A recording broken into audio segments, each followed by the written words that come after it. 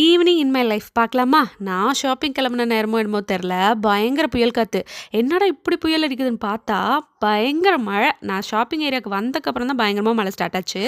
இந்த மாரி மழையில நாங்க எங்க வந்தோம் தெரியுமா ஃப்ரான்ஸ்ல?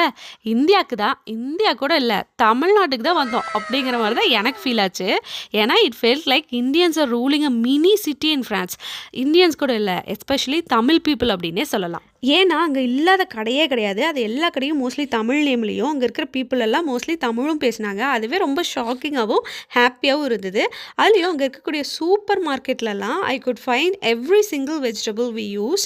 ஐ was honestly shocked and so happy to see all the familiar vegetables like கத்திரிக்காயிலேருந்து முருங்கா, தேங்காய், மாங்கான்னு எல்லா வெஜிடபிளுமே வச்சிருந்தாங்க. முருங்கைக்கீரைலாம் சென்னையில கிடைக்கிறதே ரொம்ப கஷ்டம். ஆனா, இங்க பார்த்தோன்னே எனக்கு ரொம்பவே ஹேப்பியா இருந்தது. அதுக்கப்புறம் என்ன சந்திரமுகி ஜோதிகா மாதிரி I bought everything I needed. Outside they had fresh fruits two.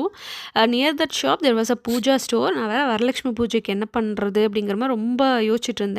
But ஓரளவுக்கு எனக்கு தேவையான திங்ஸ் எல்லாம் நாங்கள் வாங்கிட்டு பக்கத்துலேயே பார்த்தீங்கன்னா முனியாண்டி விலாஸ் கேட்கறக்கே ரொம்ப எக்ஸைட்டிங்காக இருக்குல்ல. எனக்கு அப்படி தான் இருந்துச்சு.